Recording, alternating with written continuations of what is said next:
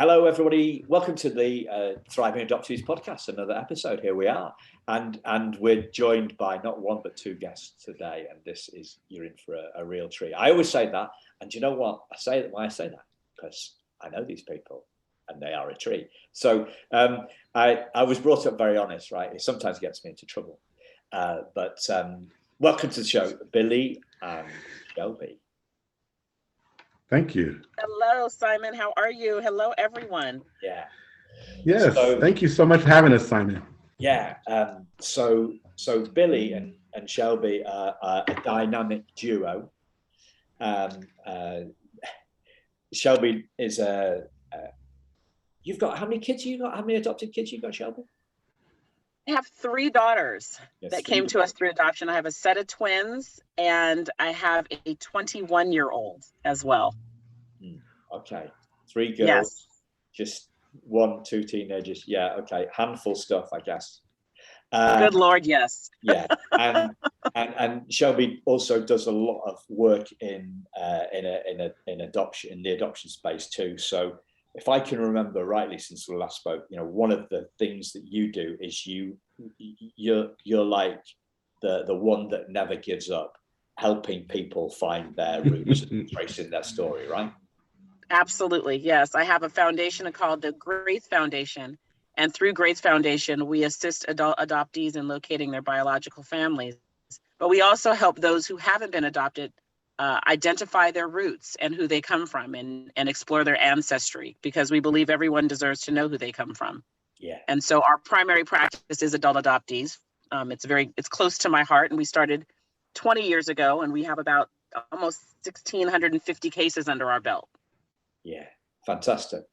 And so listeners, I met Shelbi a few months back, and we had a great conversation. And then on the back of that, Shelbi introduced me to Billy. So Billy is an adult adoptee, and we just found out that he's just 6 months 6 months younger than me. We were both born in 67, and Billy's now in New Mexico. But that, you haven't always been there, have you? No, sir. I'm a California guy. I love the beach and from South Central. South Central, okay. South Central. Yeah, that's always in cop shows, isn't it? Like there's lots of cop shows in South Central. I'm reading James Elroy and that sort of detective. Yes, sir. Yeah. Yes, sir. Most of the time, there's a lot going on down there. There's a lot going on. It's a bit quieter in. Was it Silver City? Did you say? Oh yes. Now I'm in Silver City. It's laid back, retirement town. It's a bit quieter.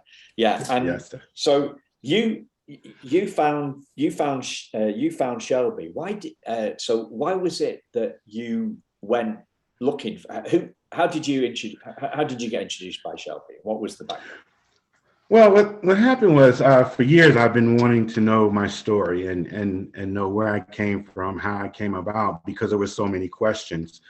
And so I have a play cousin of mine who introduced me to Dr. Shelbi and said, hey, you need to talk to her because this is what she does and she helps people. She's wonderful. And she gave me this wonderful spiel about this wonderful person that she was. And so that was intriguing at first. And so when I met her, I found out that my cousin was right. She is an awesome person. She cared so much about my story and cared much about my heartache and what I went through. It was unbelievable. How she cares. It's unbelievable how she cares. And so, yeah, we connected and she helped me through my cousin, helped me get her and my wife helped me get the ball rolling. Get the ball running. So you did a lot of digging around and then eventually you wrote the story up and I'm holding a copy of this, the paperback here. And it's, we believe it's the first copy of this awesome book to make it across the Atlantic, and it's called Sold, and it's a you'll see some links in the show notes and links to Shelbi's GRAITH Foundation in the show notes. by the way, listeners, I don't always say it, but there's always show notes for every episode I do. And in the show notes, you can connect with, you can find websites, you can connect with the guests on the show. So the book's called Sold, and it's a pretty epic cover. Why is it called Sold? Because I was sold as a baby. I was sold, and for years, more than 30, 40 years, we thought I was adopted. Yeah. And so, yeah, I was sold. Cash. So, yeah. So $10,000, Simon. Yeah. I was sold for $10,000. Yeah. So that had quite an impact. I read this book in one sitting on a Sunday afternoon a few weeks ago, and it had quite a profound. I was flabbergasted. I don't know if you ever use that word. I don't know. It's kind of an old-fashioned word that. Oh yeah, I've heard it. You've used the word flabbergasted. I don't know what. Oh yes, sir. It's quite a posh word for me to use, but yeah, I was flabbergasted reading the story. So I'm guessing that, and when I got to that bit about the soul bit, especially, so vicariously, that's another posh word. I was shocked reading about it. So what it was like for you when you found that out, I don't know. What was it like for you when you found that out, Billy? When I found out through my Aunt Saran, I was flabbergasted. It would be a good word. I was in shock. I was also angered. There was some anger there that I definitely had to work through. Unbelief. Yeah.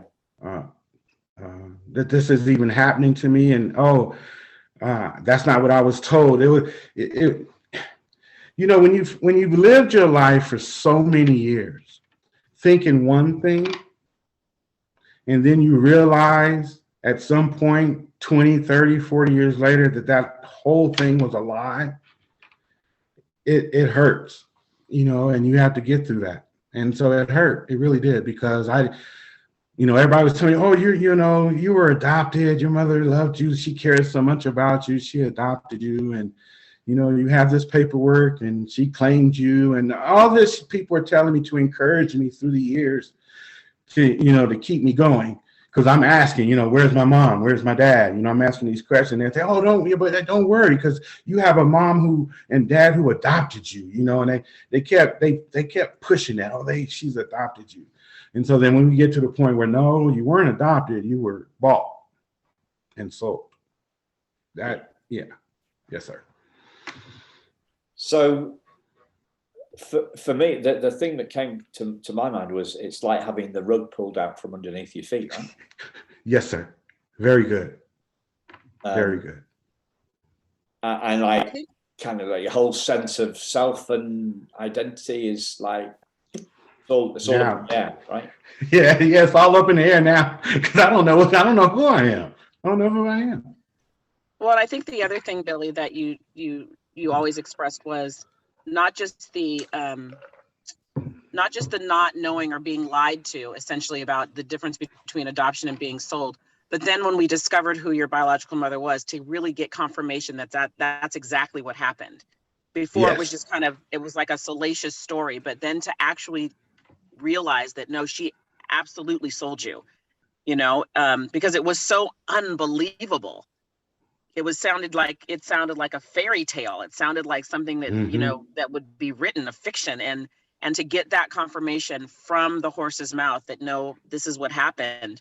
I think that was, for you, having walked through it with you, that was sobering. Yes. Yes, very much. And, we're only talking in the last 50 odd years. How old were you when that? I mean, yeah, it's a transaction, isn't it? I mean, it's a shock. As I was what word I was going to say, the word transaction came up, and I thought, yes, I can't think of. I'm not smart enough to think of any other. But to put it brutally, that's what it was, wasn't it? I mean, it's just. Yes, sir. Absolutely. It was a transaction, and I was a year and a half. You were a year and a half. So we're only Yes, sir. talking. So was it 69, 60, 68, 69? Just before I Christmas? believe it was probably 69. 69, yeah. Yes. Yeah. Which is even more shocking, right? If you think about it, 18 months old, what an 18-month-old is cognizant of his environment, his mom's touch, his siblings, like he was aware of it. You know, perhaps not now at 54 years old or 50, 55 years old where you don't remember, but as an 18-month-old, you know who mom is. There was a routine, there was a smell, there was a place to live, there was all those things, and then to be stripped from that and placed in the hands of somebody who you have who doesn't even look like anybody you've ever been around. No, doesn't even look like I can imagine right. that. I mean, there was probably trauma that's just built into your marrow that you didn't even recognize was there. That's got to be traumatic. But you perhaps don't have the wherewithal to see it right now. But I would imagine at 18 months old, what that first night would have been like, going to your parents' house, like, who the hell are these people? Well, let me add, they have pictures of me as crying in the crib. I cried, they said, for a long time, for months. I cried at night. I cried a lot of the times. And, you know, now I know, because I've seen certain pictures growing up of me in the crib hanging over crying. Now I understand why I was crying so much, because I wasn't with the people who I was supposed to be with from the beginning, who I was supposed, I'm not going to say supposed, who I was with from the beginning. Because I believe who I ended up with is who I was supposed to end up with. Yeah. So how's the process been? You know, the rug was, there's been the stuff that the adjustment that happened. Because presumably, later you stopped crying at night, right? Oh yes, oh yeah, I'm in such a better place right now, because I do have a completion. I do have an understanding, even though it was still negative, even though the outcome wasn't the greatest outcome that I wanted. I still felt complete. I didn't have any questions anymore. I have one question that I never got answered, and it can't get answered because my mom, she passed away. But other than that, I'm fine. This was such a healing process for me, and that's what I really want people to understand. If you have some doubt about who you are and where you came from, and you want to know, go get the knowledge, go make it happen, start your journey, because at the end of the journey, no matter what you find out, it's still better than not going on the journey. Yeah. So how's the healing been? I know you're thinking of the second book, aren't you, on this? But how's it been? When did you find out about the transaction? How long ago was that, Benny? I found out when Aunt Saran told me, but we got confirmation through Dr. Shelby's investigation. But my Aunt Saran told me when Mama died, passed away, she asked me to come down to visit her, or she had some things she needed to talk to me about. And so she. Yeah, when was that, Billy? When was that?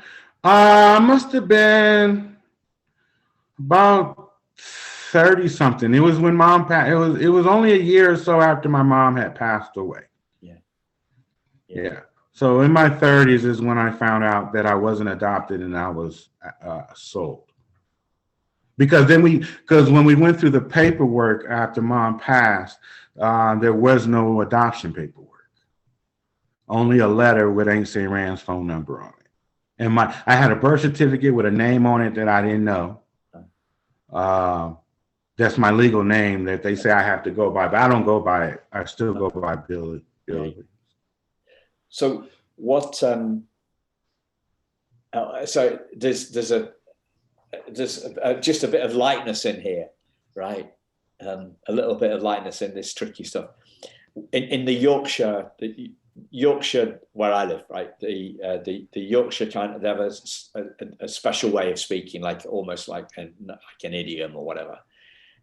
So people will often say, "Oh, they call him Simon Ben," and I don't. And in certain communities, they will use this. They call him Simon Ben, and in our community, we don't do it. So whenever somebody says, "Oh, they call him Simon Ben," I'm thinking, "Well, yeah, sure they do. What's his real name? They call him Simon Ben, but in my case, it's true, right? So when I was talking to somebody about this. I don't know if it was on a podcast or not, but when you say this word birth certificate, right? I'm thinking of a nice card, vellum, nice pale yellow with calligraphy, really nice handwriting, and like an official stamp, like we have on our a seal. Yeah, a seal. This is something that has value, and this is a certificate. Or I'm thinking, like a 25-yard swimming certificate. You've swum 25 minutes, and that's not quite as nice, but it's still on card, and it's got a little crest, and it's got like the Amateur Swimming Association, and it's like the Magna Carta. It's just a scroll. Not quite. Oh yeah, that's the other extreme, right? So yeah, the Magna Carta, and then you've got this gold birth certificate, and then you've got the swimming certificate. When I got my original birth certificate, it's a tatty piece of like 70-gram paper, right? It's like thinner than newsprint. It's smudged. It's got it's come off a really crappy quality printer, and it's got it's the image is all blurred, and it just says it says David Anthony Flower. That's my birth mum called me David Anthony Flower, and I was standing in the middle of this adoption charity's office, waiting for the Magna Carta, and instead I'm given a piece of toilet paper, basically, a piece of toilet paper with this name on it, and I thought, oh, I've had two names. I've had two names, and then after that, I had a bit of a weird thought. It seems weird to me, right? Well, if I've had two names, I can't actually be either of them. Do you know what I mean? The truth is always true. The truth is always true. The truth is the truth. The truth is always true. Wow. If I drop this pen, right, so we're doing this on Zoom, listeners. If I drop this pen, gravity means that the pen's going to drop. Right? That's the truth about gravity, that pens drop. And there's Murphy's law, isn't there? If it's a piece of toast with butter and marmalade on, when it drops because of gravity, it always drops face down, right? So the marmalade makes a mess on your carpet, right? So the truth is always true. So I can't actually be either of my names. Names are just in inverted commas, just labels, aren't they? Most kids don't come into this world with a name. We're not. But that's kind of my take on it. But what's this whole identity thing is such a huge thing for us adoptees, right? What does identity mean to you believe? Completion, knowing who you are, understanding the full spectrum of who you are as a person and a human being. identity, to what I've learned, when I didn't have a clue of my identity, I felt lost. But when I got the understanding of who my identity was, I felt complete. Yeah. That's the best way I can explain. Yeah. There's a song, is there? That's Amazing Grace, isn't it? I once was lost, but now I'm found. But now I'm found. Yes, sir. Hallelujah. Because Billy's actually, I haven't said, but Billy's a pastor. I should have said that, shouldn't I? Professional podcaster. No. Well, no, hallelujah. No,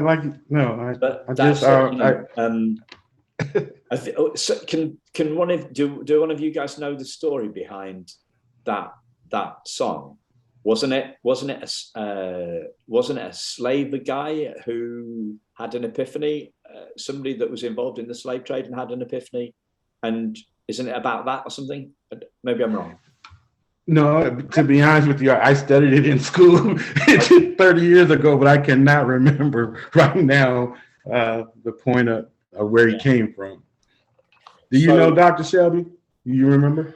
I don't. I do remember vaguely that the person who wrote it, his last name was Newton, but I don't remember the particular story. But I will have that information for you because it's interesting. You know, I was thinking about what I wrote down. The truth is always the truth, but I was thinking about this whole idea of identity, and I know one of the things you're most passionate about, Simon, is really educating the public on the whole spectrum of adoption. And I think there's a great lesson in learning for adoptive parents to do their level best to help and understand the identity of their children.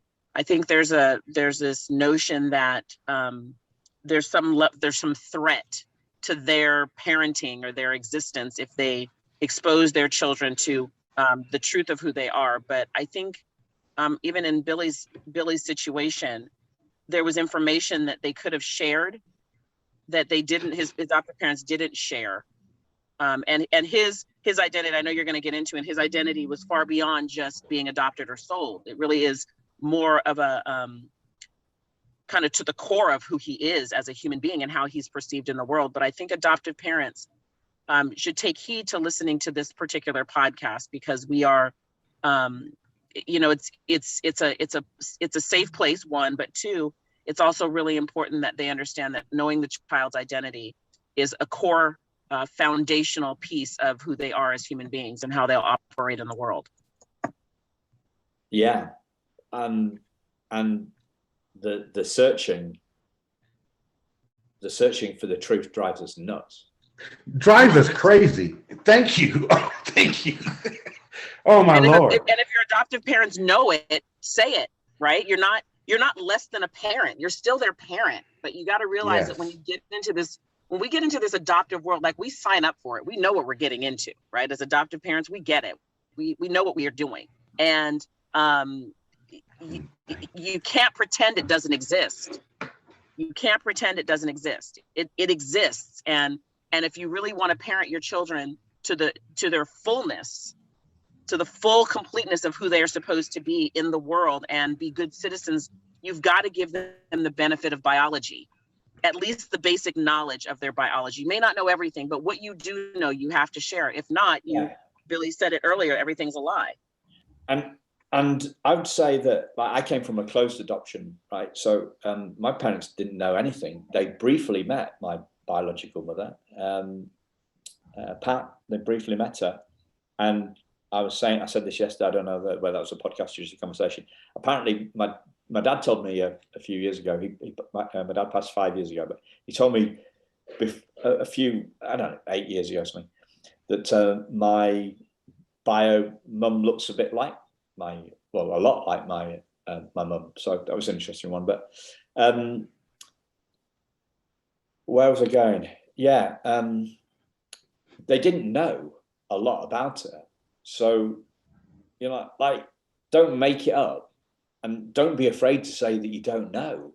Yes. Like, I was brought, as I said at the top, didn't I? I said at the top of the chart, I was brought up really honest, and sometimes that gets me into trouble. Like, but like if you don't know, you don't know, and there's a kind of a weakness. Don't dodge it. Don't dodge it, because kids have and like I think as adopted people we can be a little bit more.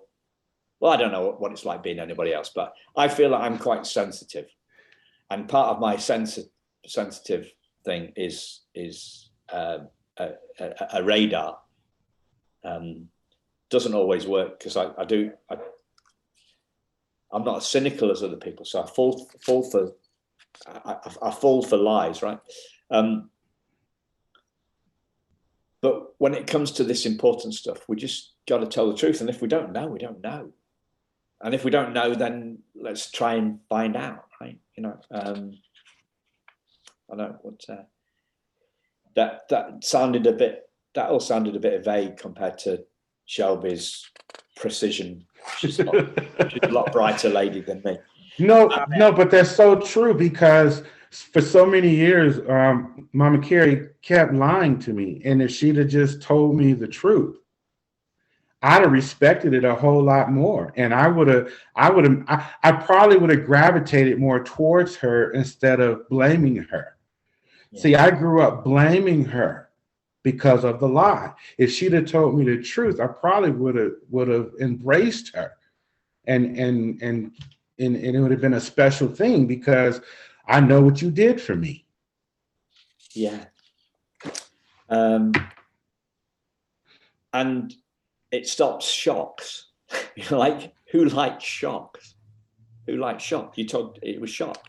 You were flabbergasted.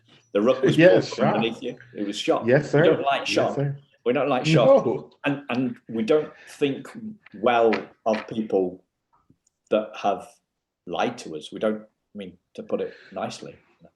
No, sir. No, sir. And I think that's common, or that's a universal thing. Yeah. Nobody wants to be lied to. Yeah, this whole sense of self-identity, the whole sense of identity, and self and self-esteem, and insecurity. I've done all my healing work with non-adoptees, right? And they don't think they're any good either. They think there's something wrong with them as well. The stuff we've all got a reason that we're not good enough. You talk a lot about being bullied at school, and if I remember rightly, Billy, it was emotional and physical. Yeah, the bullying. Oh, for sure. Oh, definitely, it was emotional and physical. I got called names every single day. But the bullying wasn't like what they call bully today. It was more of a teasing type thing, because I stood up for myself pretty well. So nobody really bullied me, but they sure teased me. They always pushed me to the limit to want to protect myself. Let's say that. Yeah. And it was always because of my race. Yeah. It wasn't because I was a good person or a bad person. I was never the subject. It was always because I was too white. And they'd be like, "Oh, you white boy." They call me every name in the book for a white person. Yeah. Every day, every single day. And bullies always find a reason.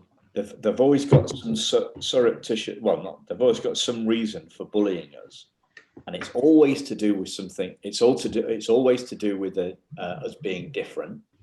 So, like, I got bullied for going to on scout camp. I got bullied for going to a different school.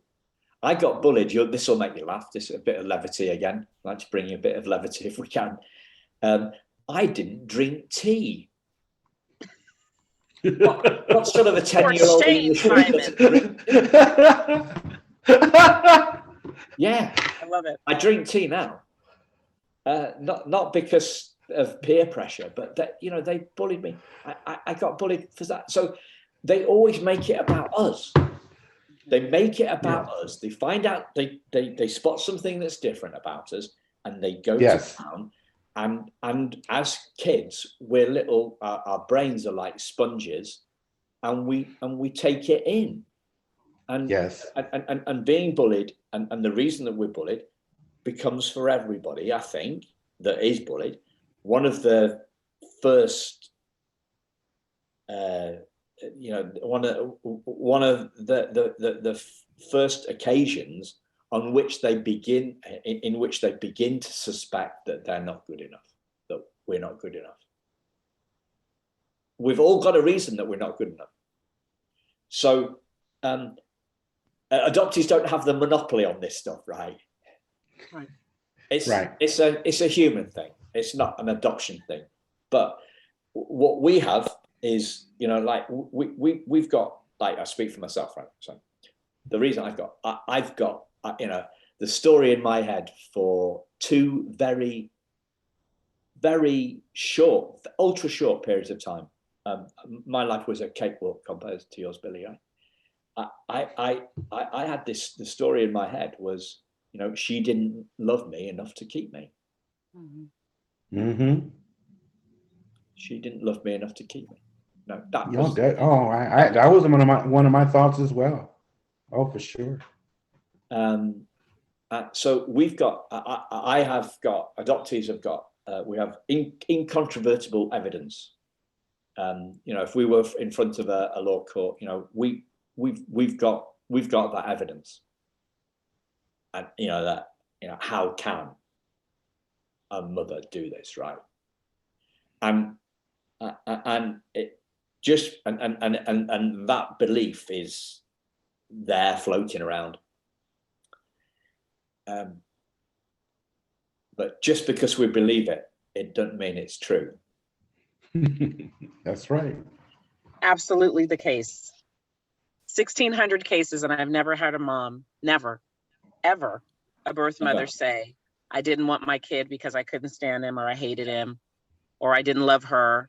In fact, it's usually economic. Sometimes it's just circumstantial. Sometimes it's a lack of education. But I have never, and I'm sure there are cases where a person has given birth to a child and just says, I don't want this kid because I don't even like kids. I mean, I'm sure. I've never had that experience with the over 1,600 cases that I've done. But generally speaking, 99% of the time, it's, I can't because I don't have the economics.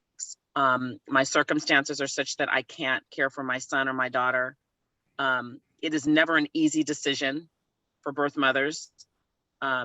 They are often uneducated in the sense of what adoption is, not uneducated generally speaking, but just what the adoption looks like. They were often lied to. They are dismissed, and they're never taken into consideration. They were told things like, have this baby and never think about them again. And I believe in my work, I believe that people are inherently good. They just make really hard, difficult decisions that are ultimately detrimental. Even in the sense with Billy's case with his adoptive mom, intention doesn't change pain. Intention doesn't change pain. So Mama Carrie's intention was not to inflict pain on Billy. Her intention was to protect. Her intention was to kind of paint the rose-colored glasses, because I believe she really did love you, but it doesn't change your pain. And people do the best they can with where they are. And I think if she had, 30 more years under her belt in a different world, in a different time, in a different place or space, she may have behaved differently, but she didn't. She didn't. And just like your birth mother, in a different time, a different space, a different place, she may have behaved differently, but she didn't. And so, all of us are left with the choices that people make for whatever their reasoning. And for you, thankfully, you've gone through these hard times, and now you're able to share not just your story, but your healing to help someone else who's going through it too. So did you say, sorry, Billy. I was just tooting the horn for Dr. Shelbi. Hallelujah. Yeah. Can I toot along with you? Oh, please. We've got a mutual duty. Going on 5,500 miles between us.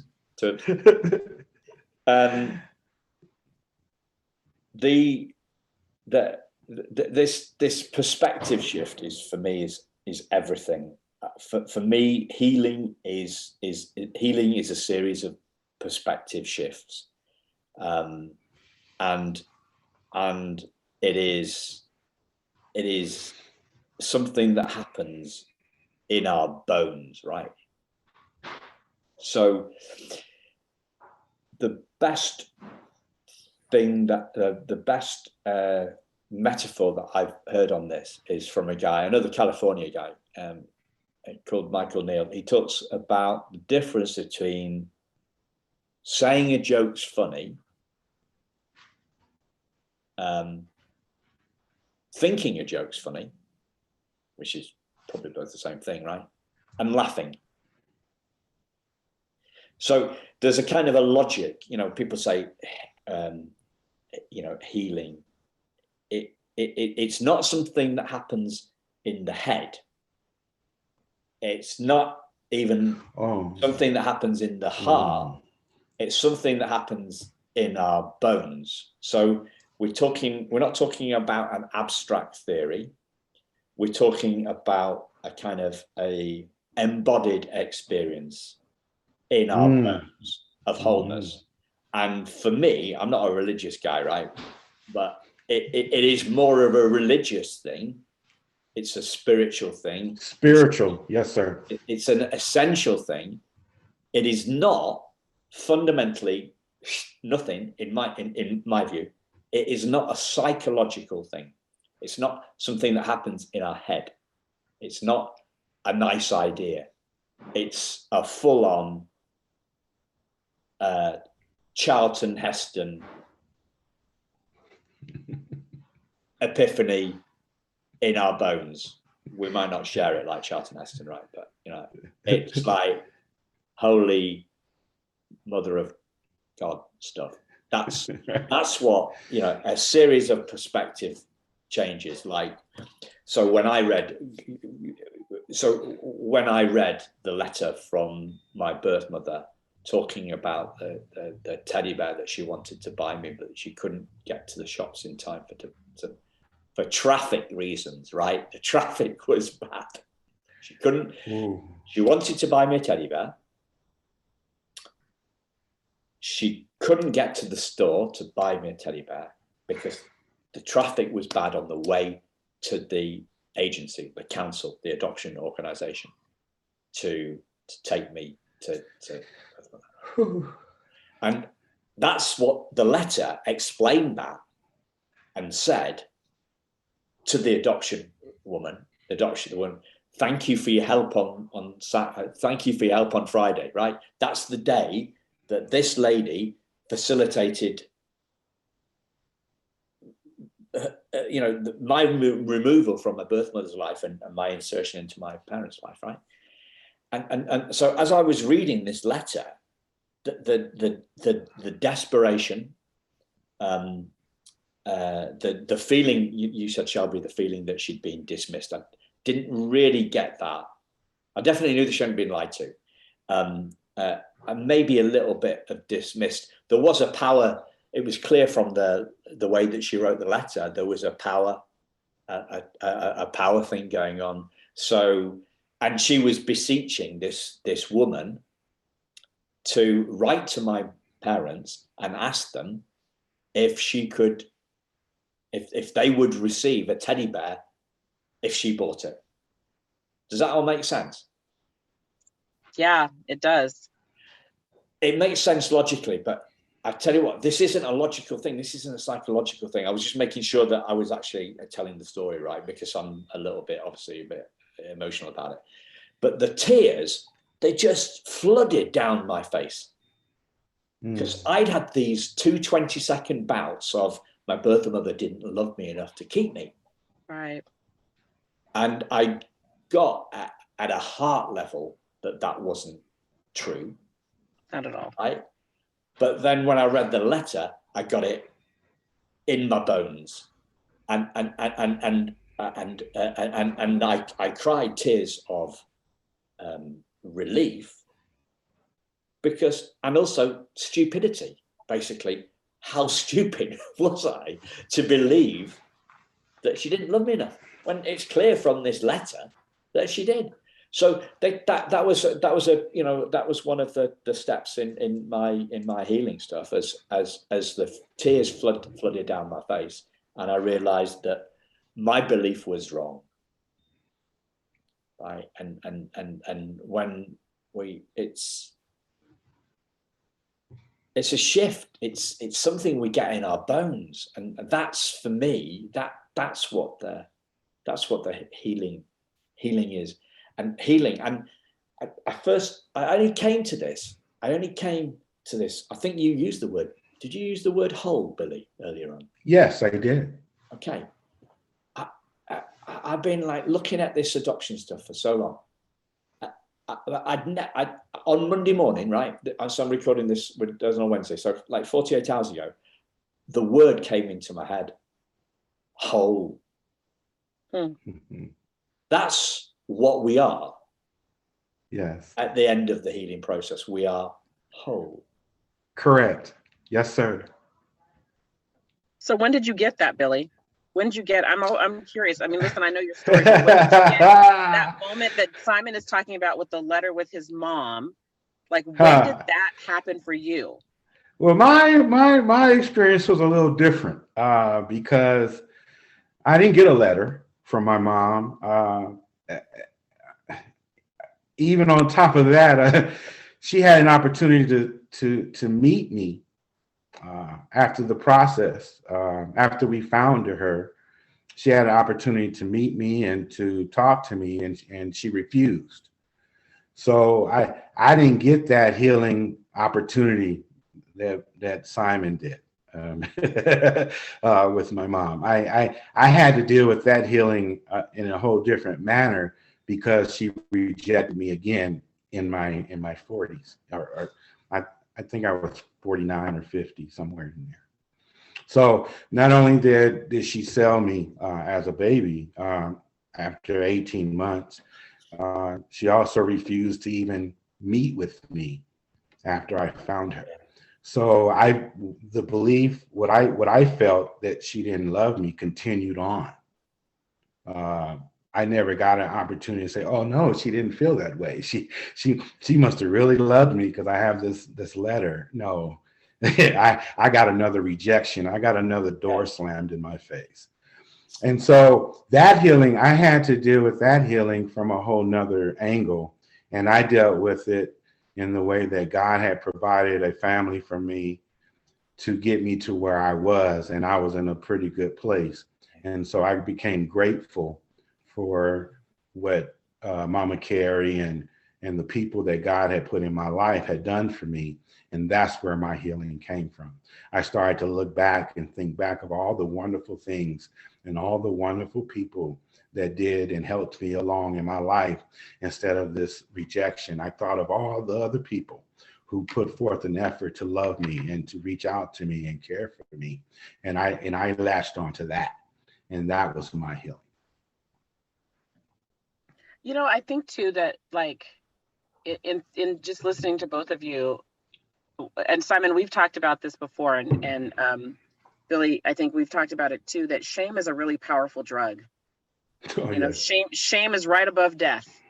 And sometimes I tend to think that perhaps she may have just had so much shame associated with what she did after, 50 years of thinking about it, and 50 years of the world being different, and then now having more access or opportunity, that sometimes shame can cause paralysis, that you just feel like you can't get through it. Plus, how do you explain that one? This is my son. I sold him for $10,000. Everyone welcome into Thanksgiving. That's, I mean, again, intention doesn't change your pain. It's just sometimes in my work, I try to figure out, like, looking at from all these different perspectives, and I don't think people are bad. I think they just make really hard decisions that often have really dire consequences. And you know, that's kind of how I process her, right? We were talking offline about your identity and how you could have gone a very different way than what you've chosen to go, and the healing that you've done to go. You could have been a really rageful, continuously rageful, angry person, and you've chosen not to do that. Same thing with you, Simon. You know, you've chosen not to do it. But there are some people who live with that rage. They live with that anger, and it's not wrong. It's justified. It's just, like you said, that transformation in your bones that causes you to be a different way. So, and your empathy is, you know, obviously different because of what you've experienced. So I don't know. I weep for her. I weep for her. I weep for you, but I weep for her as well, because that had to have been a tremendous burden to carry. I know you're still working through it. But your book is amazing because your book talks about all of that. It goes through, and Simon's, you know, doing his, you know, you're reading it, and I think that's what you kind of glean from that book, is that this is like the very beginnings. There's a second book to come to really go into the depth of what it means to heal from something like that. My wounds weren't as deep. They just needed butterfly stitches, right? You know, if people can get through what Billy got through, people can get through anything, right? Like, bless you. That's well, even just his optics, like you were talking earlier about the fact that he didn't know what he was. Just what he looks like doesn't look like what he is, and the struggle, you know, with that. I mean, that's exponential. Aside from the adoption or the selling part, it's just, what am I? What am I? Racially, what am I? Yeah, because people are telling, I'm being raised by a Black family, but the neighborhood I am, they're calling me white. so then when I go to be in a white neighborhood, they consider me as Black. And so it's like it's very, very confusing. Like, and let me tell you, Simon, it really matters, because I did a loan. I did I did an experiment, and I didn't put this in the book, but I feel it's a perfect time to share. I did an experiment. I applied for a home and put white on everything. The process was so easy and easygoing, and I made sure I didn't talk much. I made sure that my ethnic didn't come out, and so the process was so easy. I think the loan happened in 2 weeks, and I was qualified. I did another loan as being Black, and that process was horrific. Same people, same.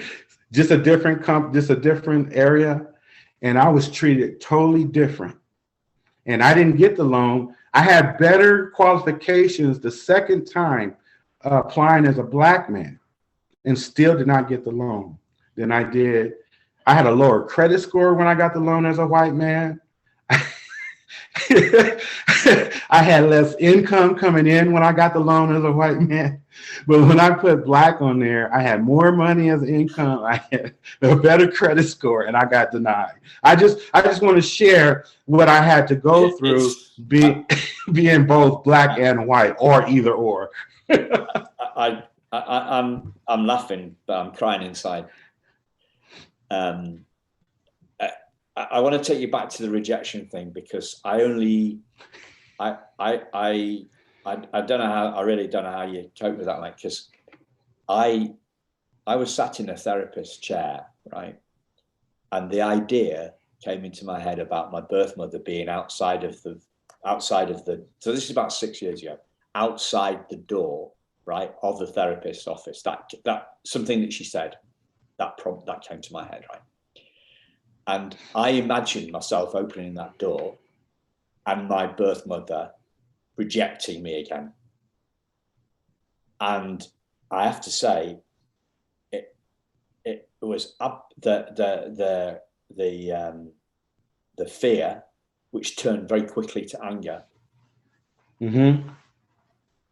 was the fear. Yeah, the fear was so visceral, it turned to anger because I couldn't cope with the fear of that, and then it went straight to determination.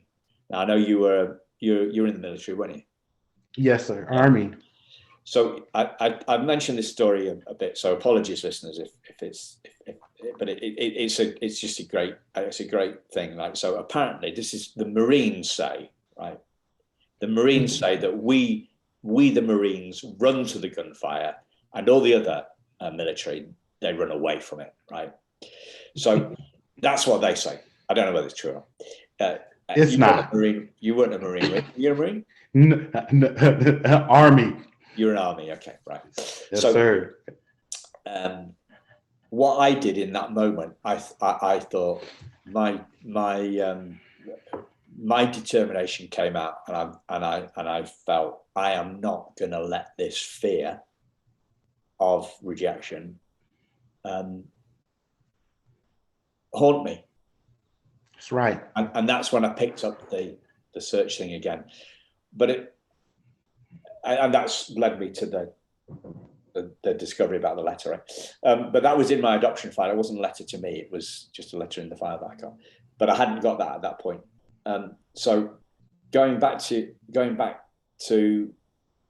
the fear of the rejection as I sat in the therapist's chair is one thing, but for the reasons that Shelbi mentioned, it actually happened to you. And I'm thinking, yes, I'm thinking, literally, brother, like how I'm covering my eyes with my hands, listeners. Like how the how in the hell? Say it, Simon. Can we say it? How in the hell, do we? Now, my wife and God. No, I cried. Oh, I bawled, Simon. I bawled, and my wife held me. I don't know how long. She'd have to answer that. She held me for a while because I cried and cried when my brother told me that she didn't want to see me. When I hung up the phone, I lost it. I just uncomposed. You know that when snot coming out your nose, there's that kind of cry. I was just crying, and my wife just held me. She just held me. And so if it wasn't word snot on this podcast. Okay. Oh, okay.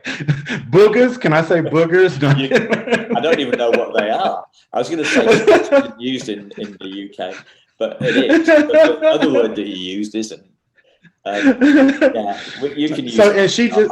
I'm just trying to inject a bit. I love it. No, it's good. And she just held me and loved me, and that was very critical in me dealing with that rejection immediately, because if she wouldn't have been there, I'd have had to deal with it alone. And so I thank her for being there for that. But it was her and God. Yeah, God helped me. God helped me through it, and being able to write it. And look, Simon, I'm glad you brought that up, because there was a fear, because when my mother rejected me, I hadn't found my dad's side of the family yet. So my process and my journey wasn't over.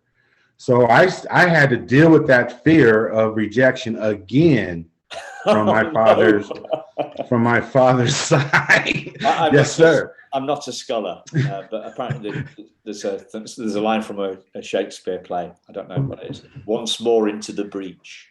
Yes. Yes. I don't know the rest of it. I didn't really pay attention much at English literature. It didn't do it for me.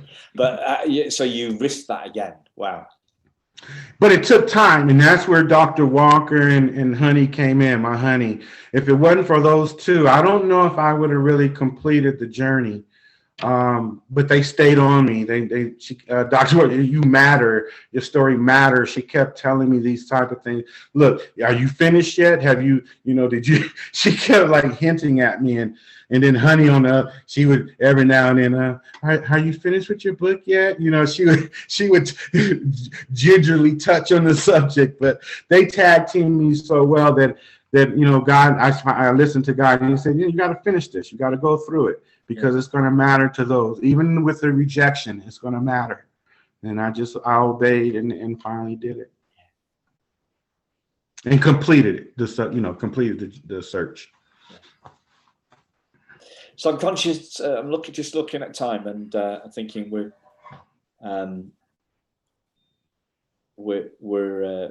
perhaps about to wrap on this. Is there anything that I've not asked you that you'd like to share? Well, no, man, this was wonderful. I really enjoyed this experience. But to reiterate, I just would like the people to know and understand that tell the truth, tell the story when it's the right time, when you feel they're old enough, or when they start asking, find a way to tell the truth, because it matters. It matters a lot. The truth matters a lot. And another thing, if you're contemplating either buying a child or adopting a child, please adopt a child, because that adoption comes with rights and legal paperwork and things that protect the child.